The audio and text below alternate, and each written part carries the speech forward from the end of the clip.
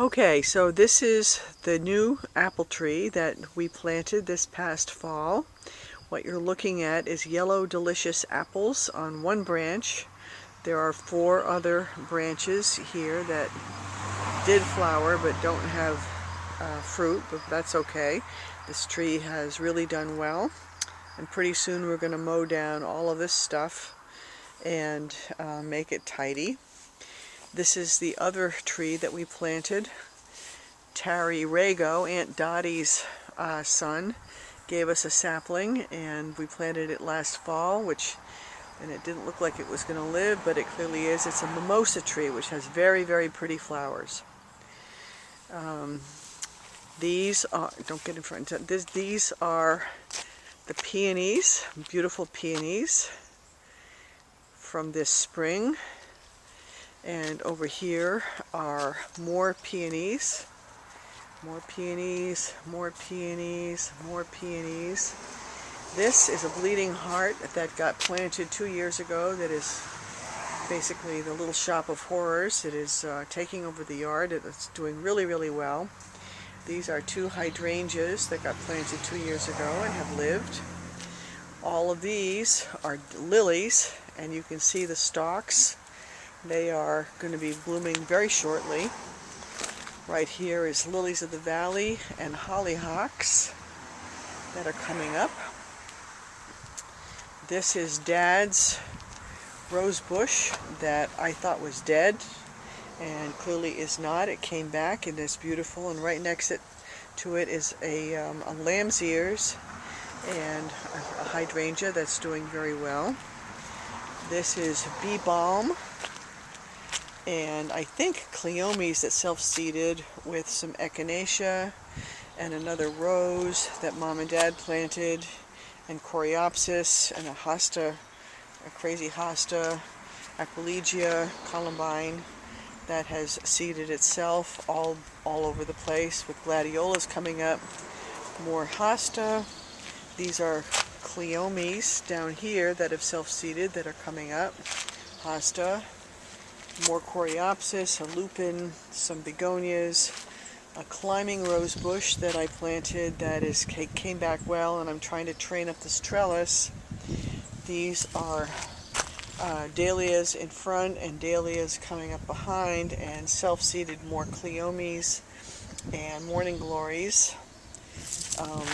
This is our little greenhouse here that is more or less storage, but still has some seedlings coming up. And behind it, we have, in this kind of ratty flower bed, is our 2 butterfly bushes that we have planted. This one, I hope I'm getting it, is coming up pretty well. This is mint. This is another butterfly bush, which is not doing so well. This is a little cypress tree, which Dottie Rago's son gave us, which is not doing so well. But, you know, we'll figure that out.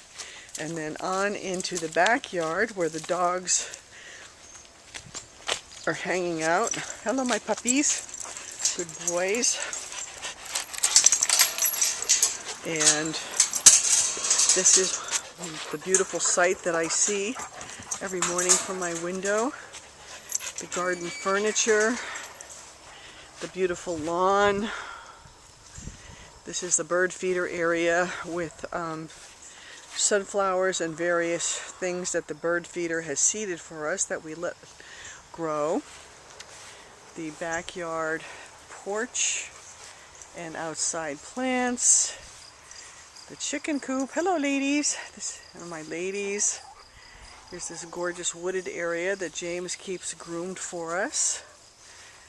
All kinds of things grow back here. Berries and trumpet vines. Lots of trumpet vines. And there's some honeysuckle up there coming up that tree. I don't know if you can see it. Some pretty pink honeysuckle. And James has cleared out the back here now.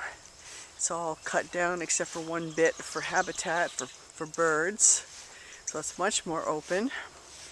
And then here's James's amazing wood piles.